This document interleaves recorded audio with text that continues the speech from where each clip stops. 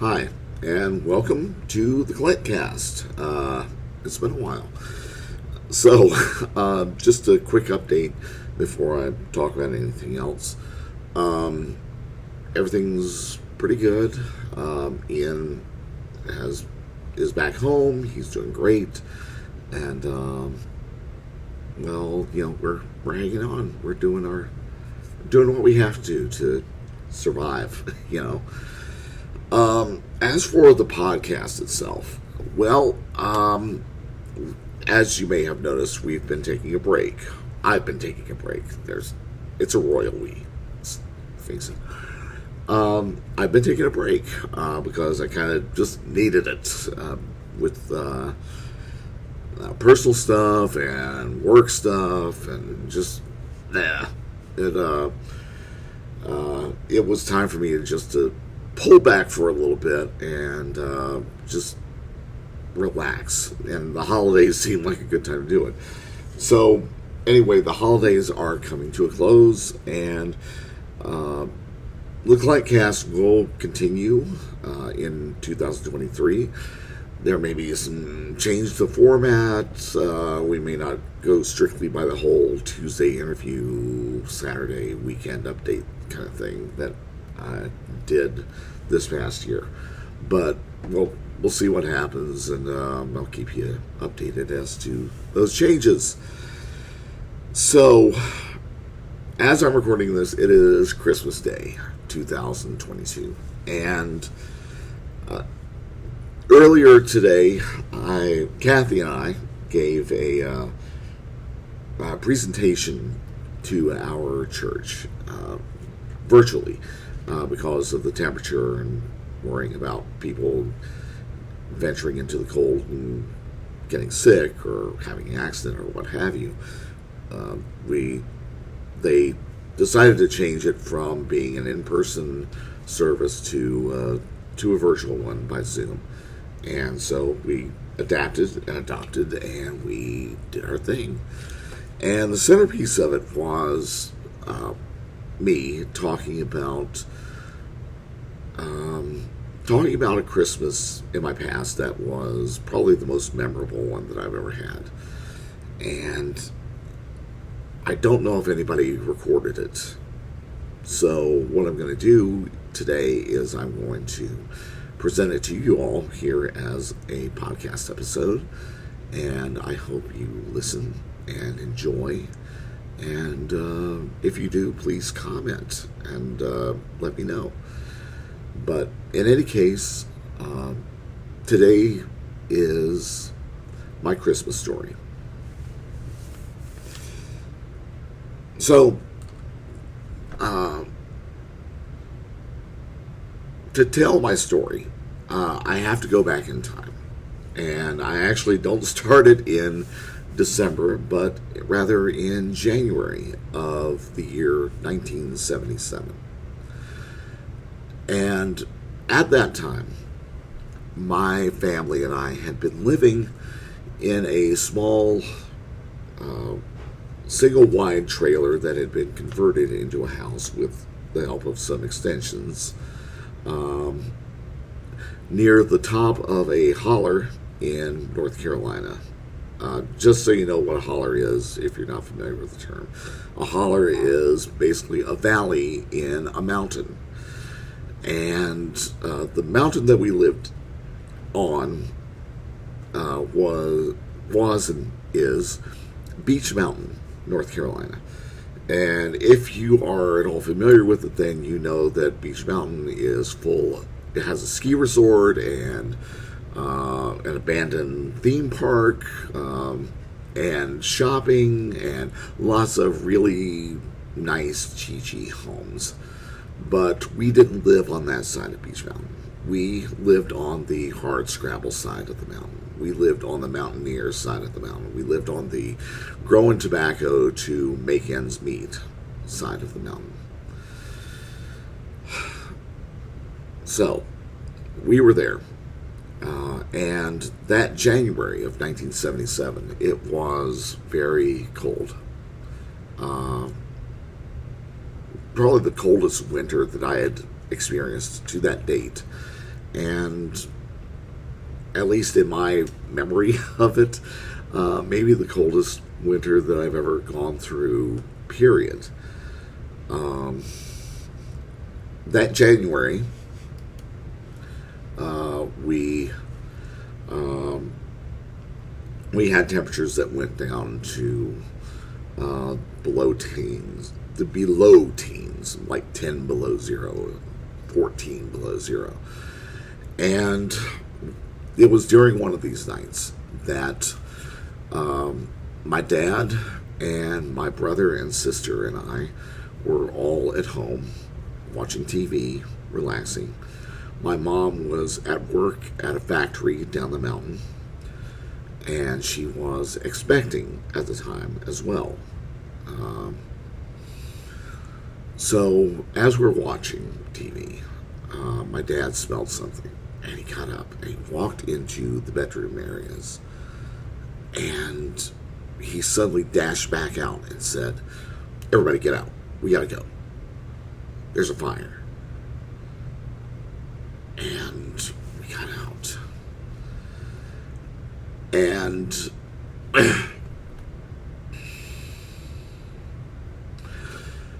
it blazed quickly.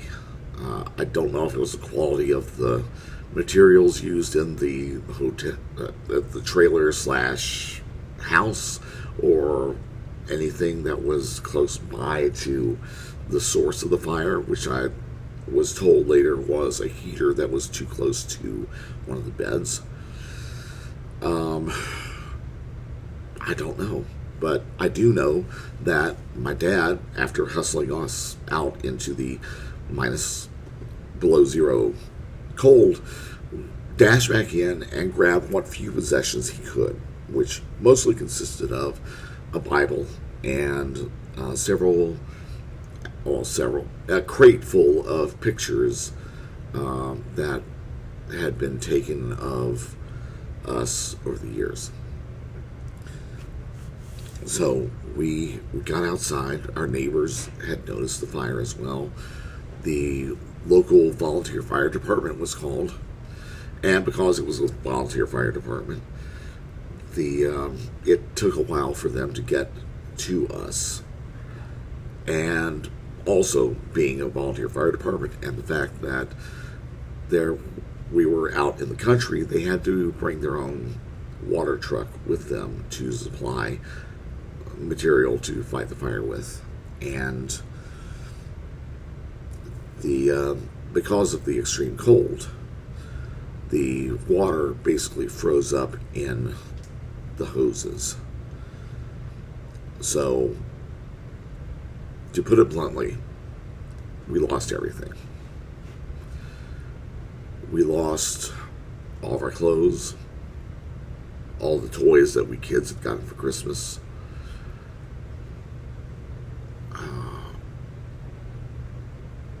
school memories, wedding memories, furniture, food, everything gone in a night.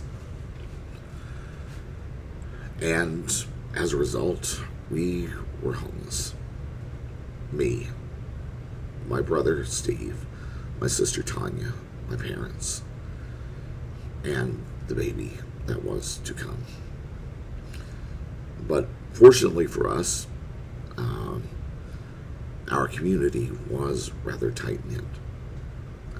Even if I didn't know them, this was the place where my dad grew up, so he knew everybody in the community, and they knew him, and people chipped in. We stayed with my Uncle Gene and Aunt Bernice for a few months while we got ourselves back together. Community members poured in to donate money, to give us clothes and toys and books and all sorts of things to help us recover, which was a blessing.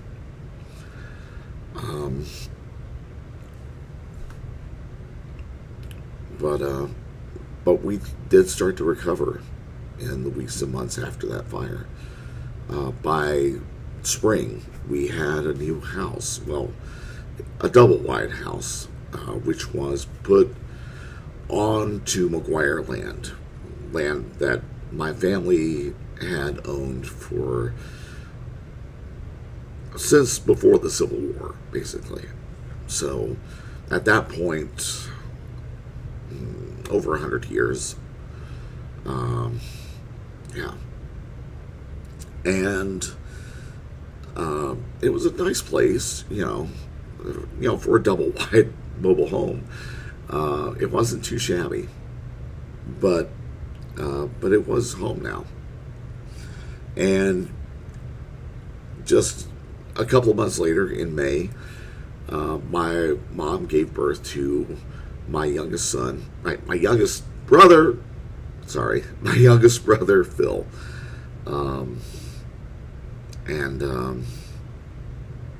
And so that was good. And we spent the rest of 1977 just kind of reestablishing our roots and getting ourselves comfortable into our new place. So fast forward to December of 77. And I was starting to have doubts. I still believed in Santa Claus, mind you, but I had my doubts as to whether he was going to be present for us in that Christmas time. And part of the reason I thought that was because I had heard my mom and dad talk late at night when they assumed everybody else was asleep. And they talked about the fact that they didn't have much money and they didn't know where Christmas was going to come from. And that trickled down to me, and I would express my misgivings to my brother and sister, and they, being 9 and 7, Steve and Tanya respectively, they would retort by saying, yes, Santa's going to come. He's going to bring us presents. It's going to be a good Christmas. And we had arguments about this.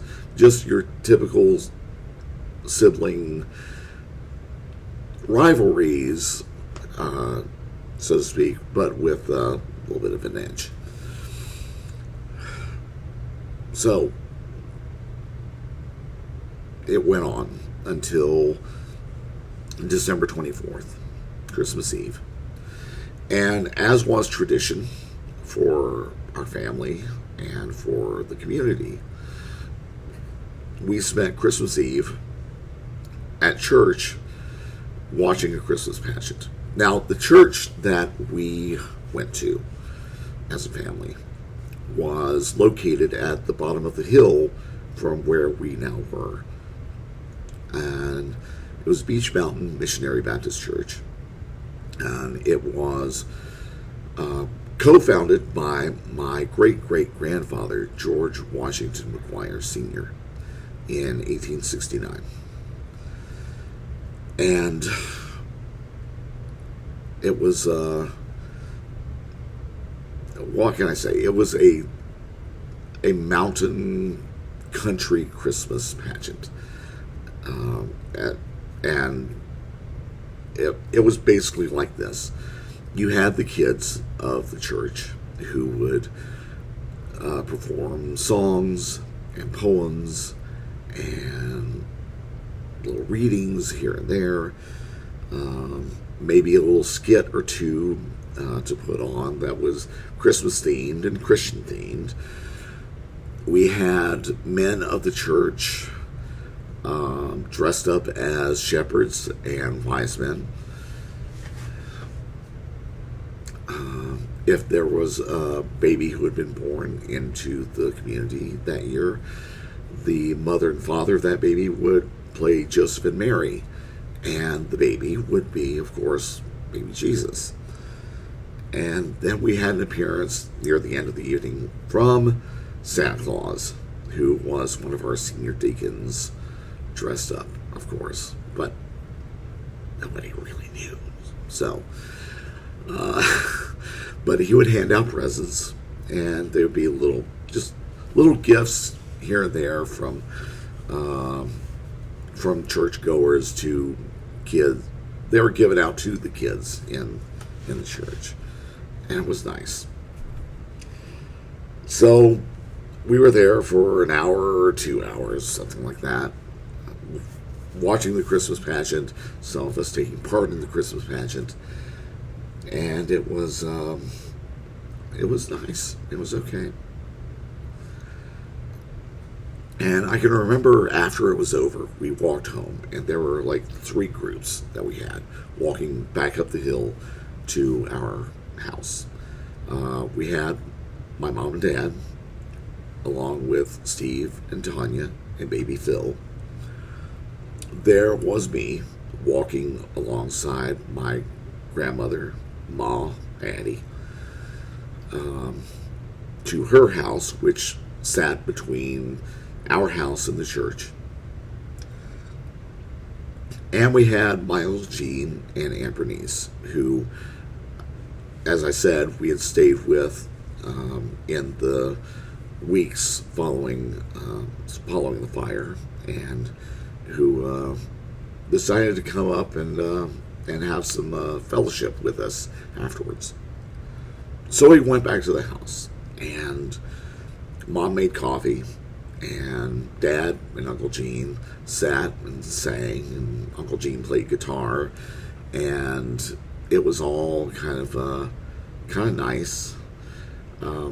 One suspicious thing about it, though, was the fact that Dad and Uncle Gene would duck out here and there, sometimes individually, once or twice together, to go smoke.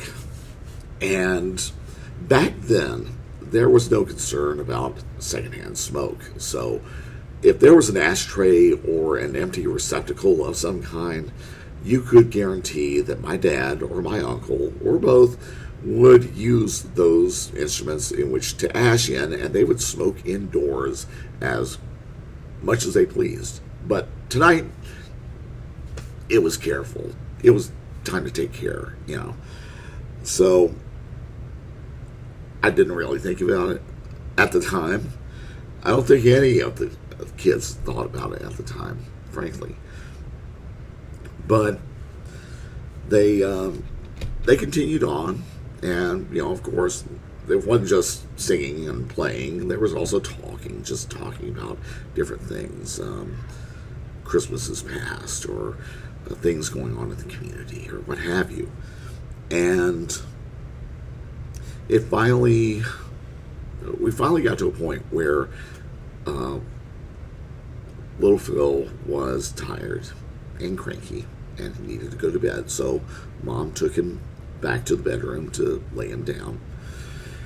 And the rest of us stayed up. And while we were all sitting around talking and enjoying each other's company, there was a noise outside. Like someone walking on the porch just outside the front door. And my dad looked up, and he looked at me, and he looked at my brother and sister, and he said, "Why don't you go see what that was? See what that was?" So we didn't know any better, so we got up. We walked to the front door. We opened it up, and we looked out on the porch. And right there on the porch were 4 radio flyer wagons, each one stacked, just absolutely filled with presents. And our eyes were just completely wide open. And we brought the wagons inside as quick as we could. I think I did double duty in getting Phil's in as well. And it didn't really matter to him whether he was awake or asleep, because he was 6 months old and not aware of Christmas, I can pretty much assure you. But Steve and Tanya and I, we dug into our wagons, And they were, in fact, just kitted out. We had toys, we had puzzles, games, books, clothes, more toys. We had candy and fruit, just all sorts of things. It was an absolute cornucopia of good Christmassy stuff. And we dove in and tore paper and just flung it everywhere. It was like a multicolored snowstorm inside that living room. And as we did, and we looked over our presents and figured out who was getting a good haul, my brother Steve scooted over to me, knocked me on the shoulder, just real gently, and said, "You see, I told you he'd come."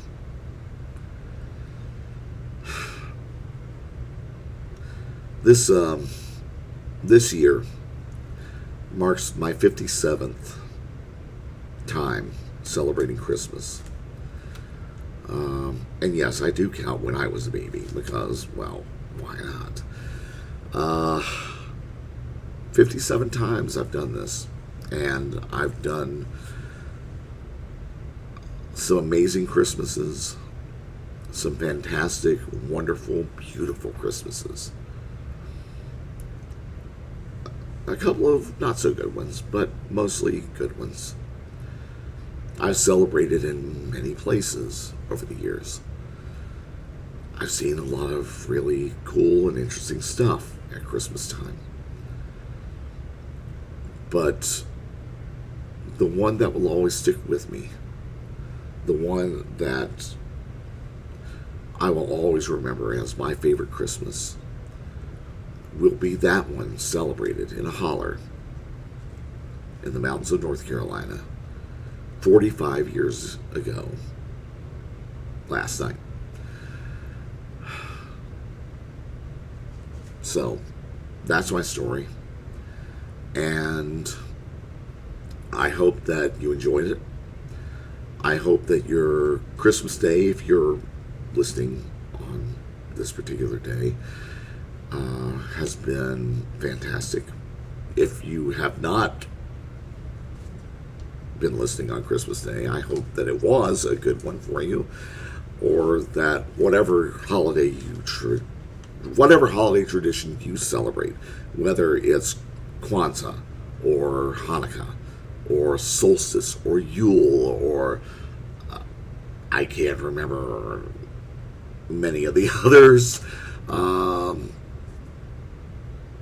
Even if it was just December 25th for you, I hope it was a good December 25th.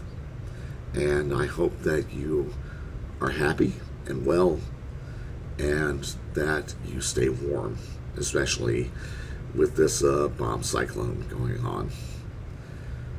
But that's it for me for this week. Like I said, we will be back in January, and going on with season 2 of the Clint Cast, and we'll see how I managed to screw that up.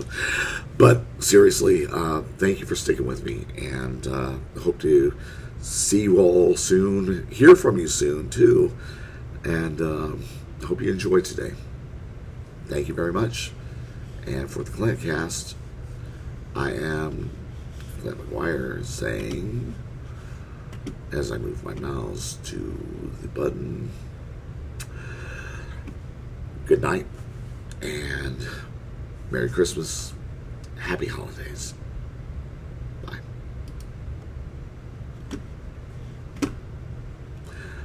I can't get it to stop. Oh, this mouse, you are so horrible. Okay, one more time.